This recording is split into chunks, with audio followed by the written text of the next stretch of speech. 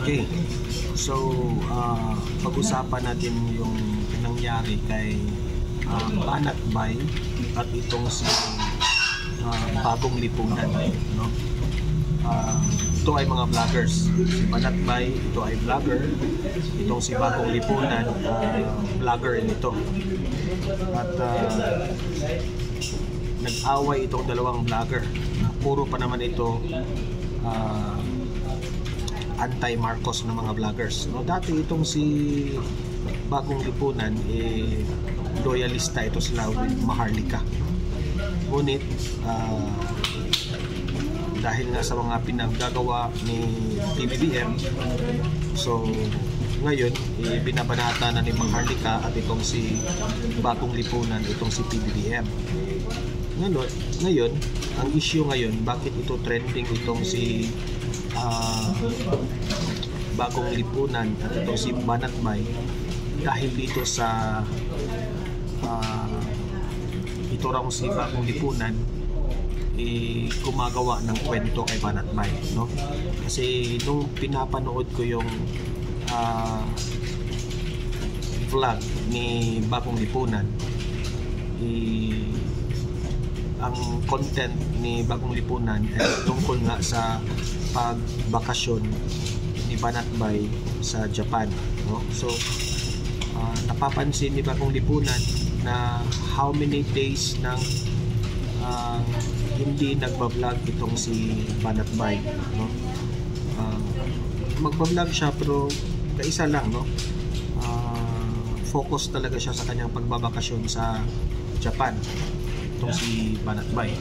So ang content, kino-content yan ngayon ni Bagong Lipunan, no? Na ito rong si Banat Bay, pinatahimik raw ito ni Liza's Mugs. So, yan ang term nila, Bagong Lipunan at itong si Maharlika. Pinatatahimik itong si Banat Bay ni Liza's Mugs, o itong kampo ni PBBM. Kaya tahimik raw itong si Banat Bay at hindi na raw nakapag-vlog tungkol dito kay PBBM. Hindi na binabanata ni Banat Bay. Okay? So yan ang pag-uusapan natin. Ito naman si Banat Bay, nagre-reply dito sa mga banat ni Bagong Lipunan. Okay? So bago ang lahat guys, bago natin yan ipagpatuloy, help me na i-like at i-share itong video natin sa Facebook at sa YouTube para nakalat ito sa taong bayan. Okay? Naka-like and share na lahat. And i-subscribe rin, i-follow itong Donmar TV para lagi kayong updated sa mga balita na kagaya nito. Okay? So, naka-follow and subscribe na naman lahat sa Donmar TV, Facebook at YouTube. Okay, nandito tayo ngayon sa internet cafe, no? Medyo nabibisi tayo. Pumasok na lang ako dito sa internet cafe para makapag-vlog, no? Umanap ako ng pwesto na para medyo hindi masyadong maingay at walang tao at still nakapag-vlog tayo. Kaya nga ngayon itong topic natin ngayon ay ito'y tungkol kay Banat Bay at itong si Bagong Lipunan, no? Dalawang vloggers nag-aaway na naman, no? Yung kay Bagong Lipunan, may ibinulgar siya ng mga batikos tungkol kay Banat Bay. Yung mga dating mga audience ni Banat Bay na as per Maharlika, as per Bagong Lipunan, niloloko raw ni Banat Bay, no? May mga ebidensya silang ipinakita sa vlog ni Bagong Lipunan. Tapos yan nga, ang punto is yung punto ng content ni Bagong Lipunan,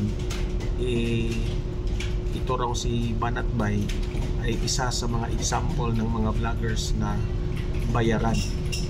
Yan ang sabi nila, ha? Bayaran si Banat Bay. Okay? Yan ang sa side ni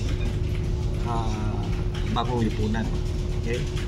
Ito namang si Banat Bay, no, alam naman natin na marami ring audience na nanonood dito kay Bagong Lipunan, nanonood din kay Banat Bay. So syempre may magre-report.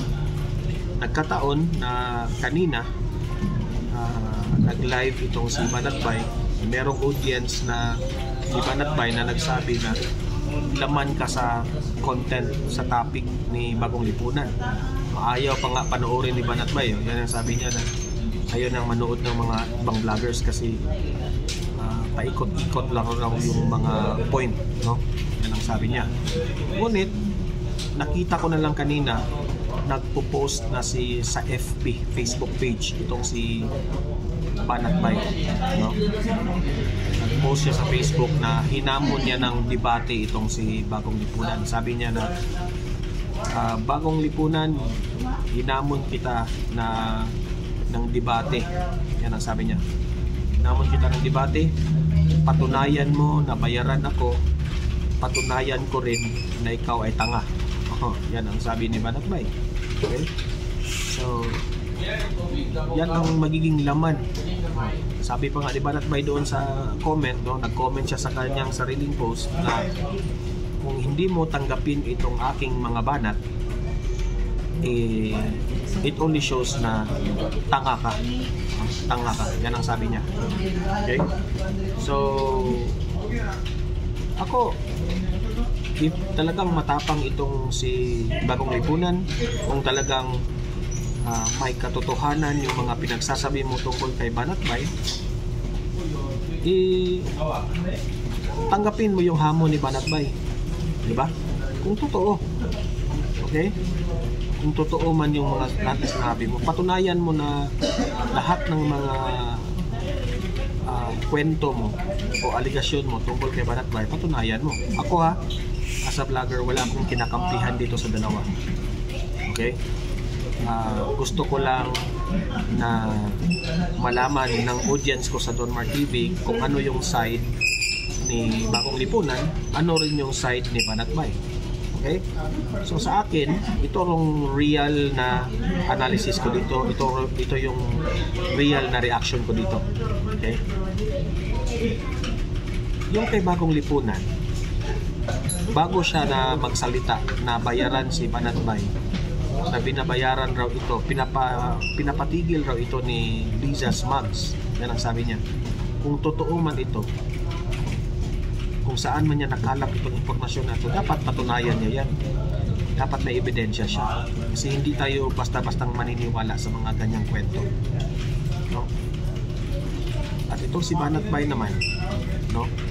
The way I see and observe sa kanyang lakad dyan sa Japan, kasama niya parents niya. I think parents niya o parents ni Mocha. Sa dalawa lang yan. Parents ni Mocha or parents ni Banatbay, yung kasama niya dyan sa Japan. So it's purely, sa tingin ko, I don't want to be biased dito. Sa tingin ko talagang nagbabakasyon lang sila. Dahil dati nang si Banatbay pabalik-balik na dyan sa Japan, no? At siguro napansin ni Banatbay na masarap magbakasyon dyan sa Japan, kaya dinala na nila yung kanilang parents. So ganun yung pagkakaunawa ko dyan. Ngunit itong si Bagong Lipunan, may kwento siya na si Banatbay raw ay dinala raw niya yung mga Mocha girls dyan at may racket raw. Parang pinagbibintangan nitong si Bagong Lipunan na may racket itong mga Mocha girls, mga para bang yung style na pagka-deliver ng vlog ni Bagong Lipunan, medyo may anomalya yung racket raw, baka binayaran yung mga babae, parang ganun ba yung datingan ba, no? I hope I am correct sa aking analysis, pero parang ganun yung aking pagkakaintindi sa the way na pagkasabi ni Bagong Lipunan, no? So syempre itong si Banatbay magagalit talaga, no? Sa tingin ko medyo napikon yun si Banatbay kasi nagpo-post na hinamon niya si Bagong Lipunan. So ayan, let's wait and see kung ito ay papatulan ni Bagong Lipunan, ang hamon ni Banatbay. Okay? Para sa akin, kung hindi tatanggapin ni Bagong Lipunan ang hamon ni Banatbay, it only shows na paninira lang, kasi kung talagang totoo, kung talagang kung hindi basta kay content lang yung ginagawa mo kay Banatbay, tanggapin mo yung hamon na debate. Oh. Siguro sa channel ba ni Banatbay? Sa channel mo ba ni Bagong Lipunan? O pwede tayong host dito sa Donmar TV. O, para patas. Ako ang mag-host sa inyong dalawa. Ha? Sa aking channel kayo mag-debate. O, kung ano yung mga ads na lalabas, kung ano yung income ng video, o hati kayong dalawa. O. Di ba? O, yung mga audience ko dito, sabihin nyo kay Banatbay at Bagong Lipunan. O, dito kayo sa channel na medyo hindi pa sikat na channel, itong Donmar TV. Konti pa naman ang ang subscribers ko. I will give it for free. Oh, lagyan natin ng ads. Kung ano yung kita sa video na yan, ibigay ko sa inyo. Okay? Pero ito yung lesson na makukuha natin dito. Ito yung ano ba ang makukuha natin sa awayan ng dalawang vloggers na ito, no? Unang-una, malungkot tayo na merong mga vloggers na nag-aaway. Okay? Hindi ko pangunahan, hindi ako magja-judge kay Bagong Lipunan. Bakit nasabi niya yan tungkol kay Banatbay? At bakit matindi yung kanilang galit kay Banatbay? No? Hindi ako manghuhusga sa kanila. At hindi rin ako makapag-blame kay Banatbay na magre-react ng ganun kasi hindi natin alam. Baka lahat yun ay kwento lang. Masakit bilang vlogger na pinagbibintangan ka, na bayaran ka.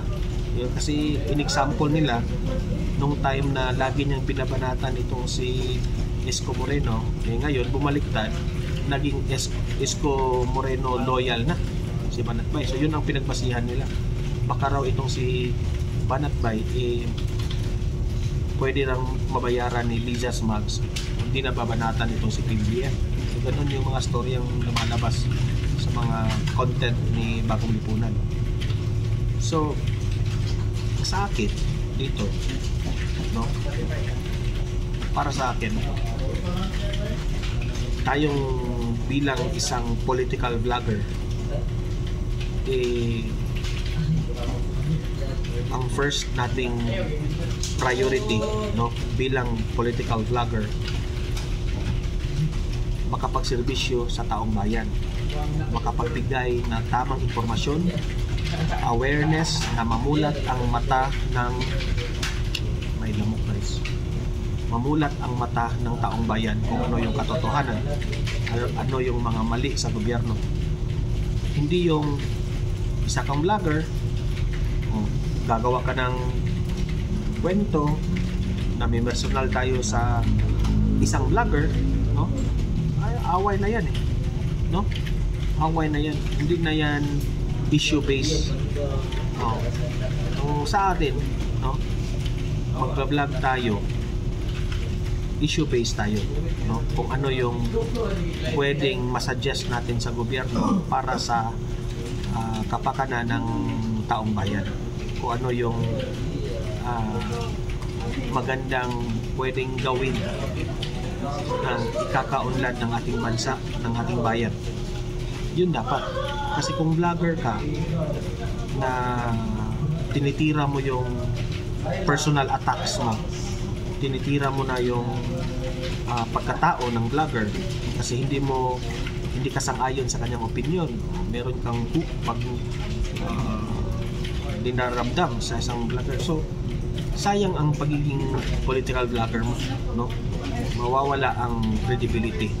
Yung audience ninyo dyan mawala ng respeto kasi hindi na issue based di ba?